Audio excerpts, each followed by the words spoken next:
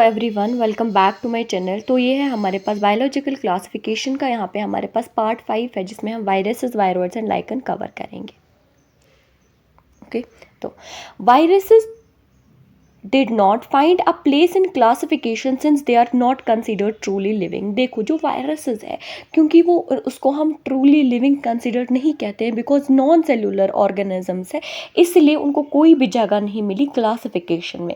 They are non cellular organism that are characteristic by, इनके पास inert crystalline structure होता है outside the cell, and they are non cellular organism. जब ये cell को infect करते हैं, किसी भी सेल को इन्होंने इन्फेक्ट किया, तो वो यहाँ पे क्या करते हैं, मशीनरी उठाते हैं, मतलब वहाँ पे रेप्लिकेट करते रहते हैं जब तक कि वो होस्ट को किल ना करते।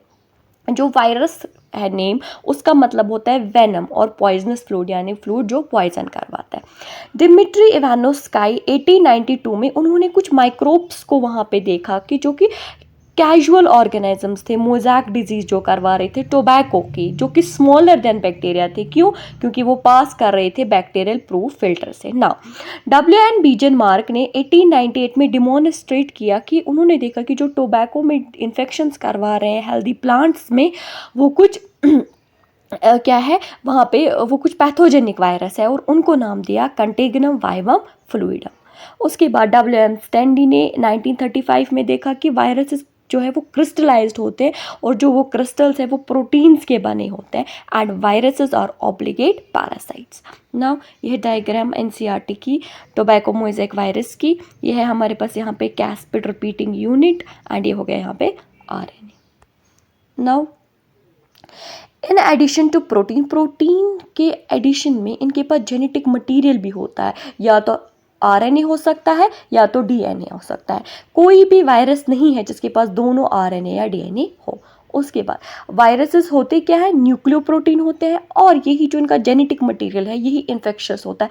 मतलब जब भी अपना जेनेटिक मटेरियल ट्रांसफ़र करते हैं, उसी से क्या होता है, होस्ट में इन्फेक्शन होता है। उसके बाद अब वायरस जो प्लांट को इन्फेक्ट करेंगे वो होते हैं सिंगल स्टैंडर्ड RNA, और वायरस जो एनिमल्स को इन्फेक्ट करेंगे या तो वो सिंगल या तो वो डबल स्टैंडर्ड RNA हो सकता है, या डबल स्टैंडर्ड DNA हो सकते हैं। अब जो बैक्टीरियल वायरस है या बैक्टीरियोफेज जिसे कहते हैं, वो डबल स्टैंडर्ड DNA वायरस हमारे पास यहाँ पे होता है। बैक्टीरियोफेज मतलब वो वाले वायरस जो बैक्टीरिया को इफेक्ट करेंगे।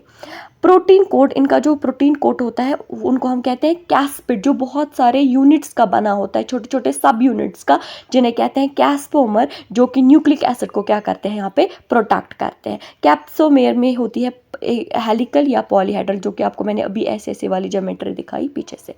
वायरस डिजीज करवाते हैं, जैसे मम्प्स करवाएंगे, small pox, herpes, influenza, AIDS सबसे ज़्यादा खतरनाक। और प्लांट्स में ये मोज़ेक फॉर्मेशन बनाएंगे, वो फ्लूइड का वो करेंगे म्यूटेशन से, लीफ का रोल करवाएंगे, कर्ल करवाएंगे, येलोइंग करवाएंगे, वीन क्लियरिंग, ड्वार्फिंग, उनकी हाइट छोटी करवा देंगे, स्टैंडर्ड ग्रोथ या बहुत ज़्यादा हाइट करवा देंगे।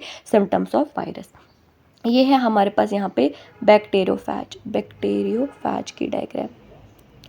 ये हो गया इसका हेड, ये हो गया कॉलर, ये शीथ, और ये हो गया यहाँ पे हमारे पास ऐसे ऐसे करके टेल फाइबर। नाउ अब है हमारे पास वायरोइड्स। 1971 में टियोडेनर ने डिस्कवर किया कुछ न्यू इन्फेक्शंस एजेंट जो कि वायरस से स्मॉल थे और पोटैटो स्पिंडल ट्यूबर डिजीज करवा रहे थे, जिनके पास फ्री RNA था और प्रोटीन कोट उनके पास लैक था, और उनका जो मॉलिक्यूलर वेट था RNA का वो भी क्या था, लो था, वो उनको बोला गया वायरोइड्स।